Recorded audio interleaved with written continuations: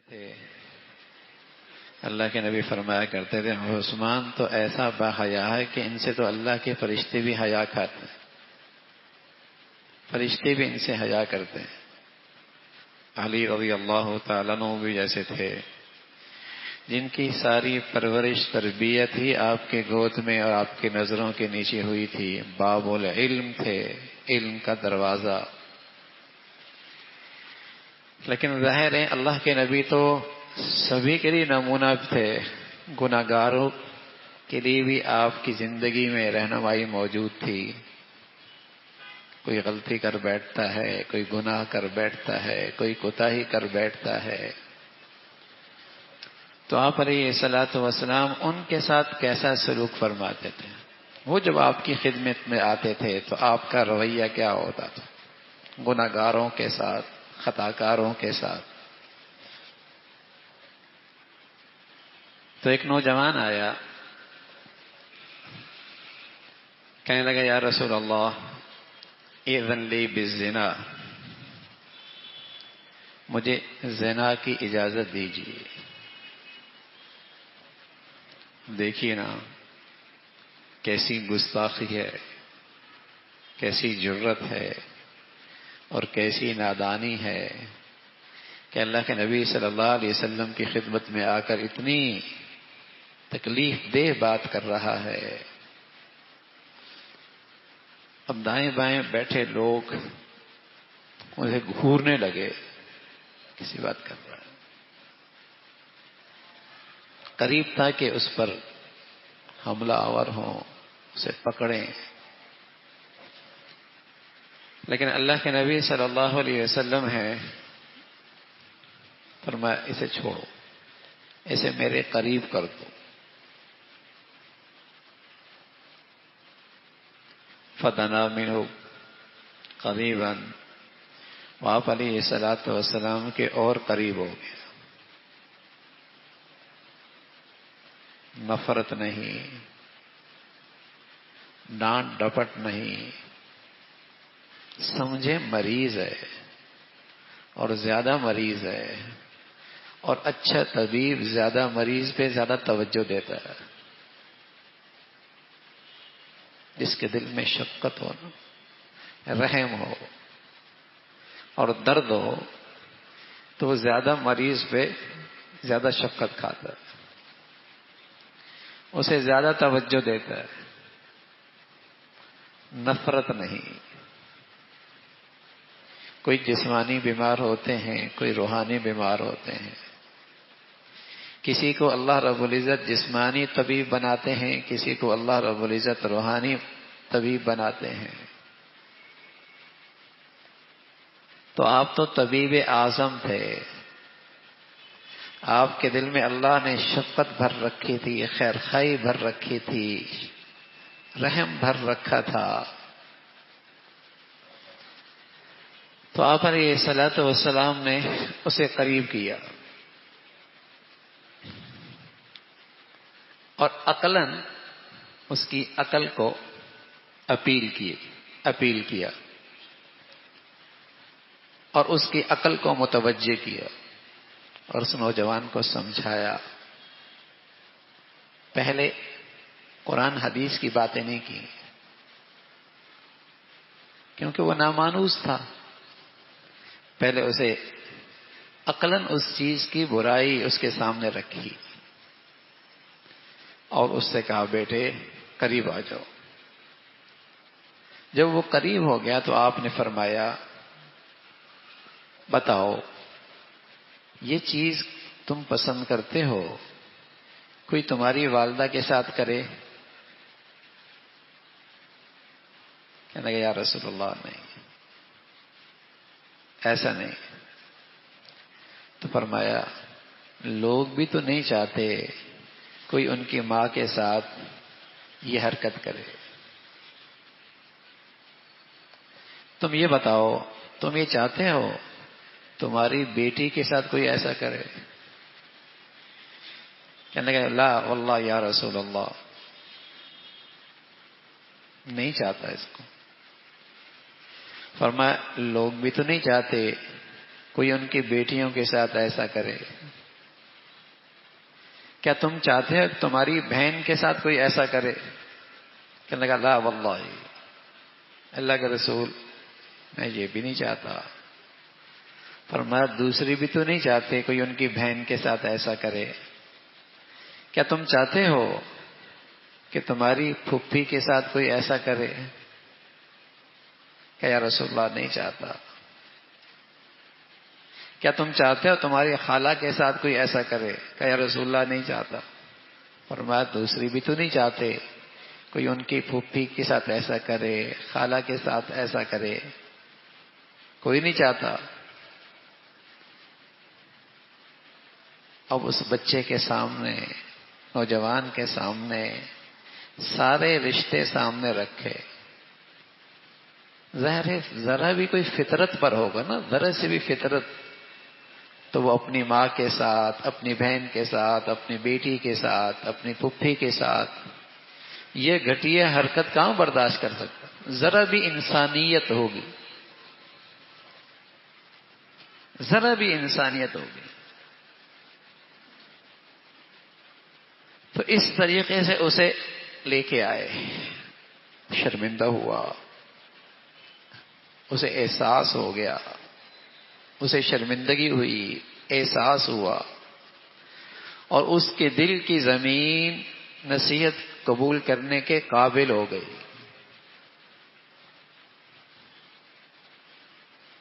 آج کے نوجوان کے لیے بھی بڑا سبق ہے اللہ کے نبی کا یہ ارشاد۔ بس اوقات کہنا جوانی قابو میں نہیں ہے، شباب قابو میں نہیں ہے، گندے جذبات قابو میں نہیں ہے، تو ایک لمحے کے لیے اس کا تصور کرے کہ وہ بھی کسی کی بیٹی، بہنا، ماں، بہن، کوئی رشتہ ہوگا نا۔ اور امام شافعی رحمۃ اللہ علیہ تو ایک اور بات فرمایا کرتے تھے، اگر کوئی ایسی حرکت کرے گا تو پھر وہ لکھ لے اپنے دل کی تختی پہ، اس کے گھر کی کوئی عورت بھی یہ حرکت ضرور کرے گی، اس کی یہ حرکت اس کے گھر پہ قرض ہے، کوئی نہ کوئی گھر سے اس قرض کو ضرور ادا کرے گا۔ دیر سویر ہوگی لیکن بویا کاٹنا پڑے گا، یہ بویا کاٹنا پڑے گا۔ اس پر امام شافعی رحمۃ اللہ نے ایک واقعہ لکھا کہ ایک شخص سونار تھا، سونار، اس کے بعد ایک شخص، ایک خاتون آئی، اس نے اس کی چوڑیاں اس کے کلائی میں ڈالی اور اس کا ہاتھ دبا لیا۔ اس کی یہ حرکت تھی، گھر واپس آیا، اپنی اہلیہ کو روتے پایا، کیا کیوں رو رہی ہو؟ کہا کئی سالوں سے یہ ہمارا ملازم ہے، اس نے کبھی نظریں اٹھا کر بھی میری طرف نہیں دیکھا تھا، آج میں نے اس سے پانی مانگا اور اس نے آج میرے جسم کو چھو لیا اور اس نے میرے سے یہ گھٹیا حرکت کرنے کی کوشش کی۔ اسے فوراً احساس ہوا جو میں نے وہ کیا ہے اس کا ریئیکشن میرے گھر کے اندر ہے۔ دیر سویر ہوتی ہے لیکن وہ قرض رہتا ہے، کوئی نہ کوئی چکاتا ہے۔ اگر یہ احساس پیدا ہو جائے تو آج کا نوجوان اپنی جوانی اور شباب کے باوجود اس گندگی سے گھن کھانے لگے، اسے گھن آنے لگے، اس کے تصور سے بھی اس کے رونگٹے کھڑے ہو جائیں۔ دیر سویر ہوتی ہے تو اللہ کے نبی صلی اللہ علیہ وسلم نے اس انداز سے اس نوجوان کی ذہن سازی فرمائی کہ بیٹے دیکھنا یہ سارے رشتے ہیں، وہ بھی کسی کی کوئی ہوگی، اس کا بھی کسی سے کوئی رشتہ ہوگا۔ اب جب دل کی دنیا سازگار ہو گئی تو رسول کریم صلی اللہ علیہ وسلم نے اب اس کے سینے پہ ہاتھ رکھا اور ہاتھ رکھ کر اسے دعا دی، اللہم اغفر ذنبا وطہر قلبا وحسن فرجا، یہ دعا دی، اے اللہ اس کی خطا معاف فرما دے، اس کے دل کو صاف فرما دے، اور اس کی شرمگاہ کی حفاظت فرما دے۔ وہ نوجوان فرمانے لگے، نبی کی اس نصیحت اور نبی کی اس دعا کا یہ اثر ہوا، ساری زندگی پھر اس گندگی کی طرف کبھی خیال بھی نہیں گیا۔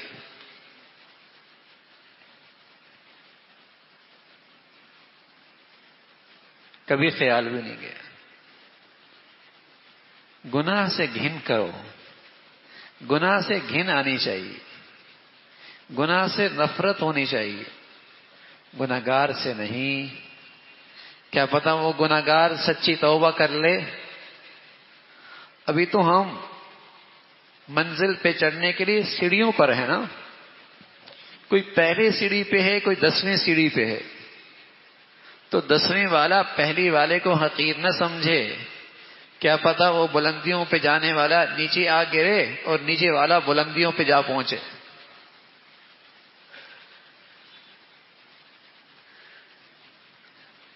کیا پتہ اس کے سر کوئی ایسا گناہ کا بوجھ پڑے کہ نیچے آ گرے، اور نیچے والا کوئی ایسی نیکی کر بیٹھے، کوئی ایسی توبہ کر بیٹھے کہ بلندیوں پہ جا پہنچے۔ گناہ سے نفرت ضرور ہو، بیماری سے دوری ضرور ہو، بیمار سے نہیں، وہ تو شفقت کے قابل ہے، خیر خواہی کے قابل ہے، رحم کا محتاج ہے، اس کے ساتھ شفقت ہو۔ اور پیارے رسول صلی اللہ علیہ وسلم فرمایا کرتے تھے، جب کوئی آدمی کسی گناہگار کو اس گناہ سے توبہ کرنے کے باوجود شرمندہ کرتا ہے تو ڈر ہے مرنے سے پہلے یہ اس گناہ میں ضرور مبتلا ہو جائے گا۔ یا کسی نے کوئی غلطی کی چپکے سے خلوت میں، اور اس پہ وہ شرمندہ ہے، پردہ ڈالا ہوا ہے، اور کوئی اس گناہ کی وجہ سے اسے رسوا کرتا ہے، تو اللہ اسے گھر بیٹھے رسوا کر دیں گے۔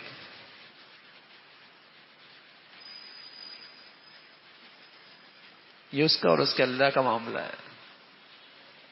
اور نہ جانے کوئی آدمی اپنے کیے پہ کیسی توبہ اور ندامت کے آنسو بہاتا ہے، آنکھوں سے بہاتا ہے یا دل سے بہاتا ہے۔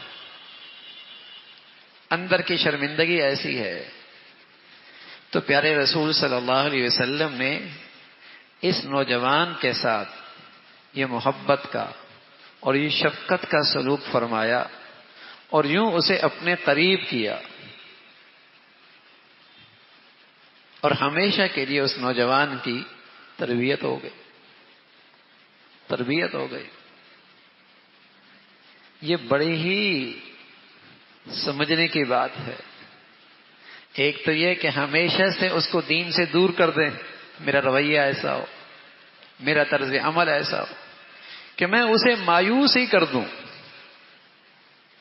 اور میں اسے یہ تاثر پیغام دوں کہ تم جیسوں کا ہم جیسے بزرگوں میں، پاک باز لوگوں میں کوئی گزر نہیں ہے، یعنی اپنے آپ کو بہت زیادہ پاک باز سمجھتے ہیں نا۔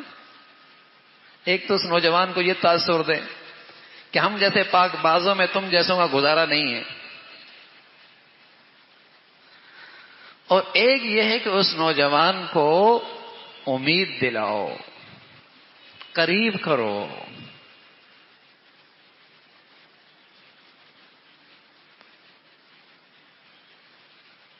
ابراہیم بزرگ تھے، ان کی خدمت میں ایک نوجوان آیا، کہنے لگا حضرت گناہ کرنے کا جی چاہتا ہے، کوئی ایسی صورت بتائیے کہ گناہ بھی کر لوں اور اللہ کی پکڑ سے بھی بچ جاؤں، گناہ بھی کر لوں اور اللہ کی پکڑ سے بھی بچ جاؤں، دھتکارا نہیں، ڈانٹ ڈپٹنے کی، قریب کیا، کہا بیٹے چند تدابیر بتاتا ہوں، گناہ بھی کر لینا، اللہ کی پکڑ سے بھی بچ جاؤ گے۔ کہ بیٹے ایسی جگہ تلاش کرو جہاں تمہیں اللہ نہ دیکھ رہا ہو، اس کی سلطنت سے کہیں دائیں بائیں ہو جاؤ۔ کہ یہ تو نہیں ہو سکتا۔ لہو مقالید السماوات والارض، ہر طرف اسی کی قناتیں لکھی ہیں، کہاں سے نکلوں گا؟ کہ اچھا بیٹے اس محسن کی احسان لینا چھوڑ دو، اس کا کھانا پینا چھوڑ دو، اس کی نعمتیں استعمال کرنا چھوڑ دو، اس محسن کا احسان لینا چھوڑ دو، کرتے رہنا۔ کہ یہ بھی نہیں ہو سکتا، یہ بھی نہیں ہو سکتا۔ کہ اچھا بیٹے پھر ایسا کرنا، جب مرنے لگو نا تھوڑی سی مہلت لے لینا کہ توبہ کرنا، مہلت لے لینا، کرتے رہو، جب موقع آئے مرنے کا مہلت لے لینا، توبہ کر لینا۔ کہ عادت یہ بھی نہیں ہو سکتا، اس لیے کہ سوتے بھی آ جاتی ہے، دفتر میں بیٹھی بھی آ جاتی ہے، سڑک پہ گزرتی بھی آ جاتی ہے، خوشیوں میں بھی آ جاتی ہے، شاپنگ کرتے کرتے بھی آ جاتی ہے بھائی، کاروبار کرتے کرتے بھی آ جاتی ہے، صحت کے سارے نقشوں میں بھی آ جاتی ہے۔ اذا جاء اجلها لا يستأخرون ساعة ولا يستقدمون، وہ جو گھڑی ہے نا، نہ آگے ہو سکتی ہے نہ پیچھے ہو سکتی ہے، وہ آ جائے گی۔ کب یہ بھی نہیں ہو سکتا، اس کی مہلت کہاں ملتی؟ کہ جب قبر میں جاؤ تو فرشتوں سے منکر نکیر سے کہنا اندر کا داخلہ منع ہے، اندر نہیں آ سکتا۔ کب یہ کہاں ہو سکتا ہے؟ جب دیکھا نا کہ دل کی دنیا سازگار ہے، بیج ڈالا جا سکتا ہے، بات سمجھائی جا سکتی ہے۔ کہ بیٹے جس ذات کے سامنے ہم اتنے بے بس ہیں اور جس ذات کے ہم اتنے محتاج ہیں، اس کی نافرمانی کرتی ہوئی حیا نہیں آتی؟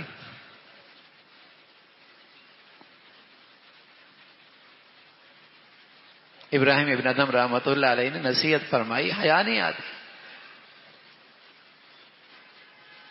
دل کی دنیا ہی بدل گئی۔ اب دھتکار دیتے کہ ایسے گناہگاروں کا ہماری مجلس میں آنے کا کہاں موقع ہے، کہاں گنجائش ہے؟ یہاں تو ساری پارسا رہتے ہیں۔ نہ ایسا نہیں ہے۔ اللہ کے نبی صلی اللہ علیہ وسلم نے یوں شفقت دی، یوں قریب کیا، اور پھر اس کے دل میں گناہ کی شناخت بٹھائی، عقلاً اسے سمجھایا، برائی بٹھائی، نصیحت کی، اس کے لیے دعا کی، دنیا بدل گئی۔ تو اللہ کے نبی صلی اللہ علیہ وسلم کا یہ انداز تھا خطا کاروں کے ساتھ، گناہگاروں کے ساتھ۔ اللہ رب العزت ہمیں پاکیزہ زندگی بھی نصیب فرما دے، حکمت بھی نصیب فرمائے، بصیرت بھی نصیب فرمائے، اور اپنی نبی کی پیاری زندگی سے رہنمائی لینے کی توفیق نصیب فرمائے۔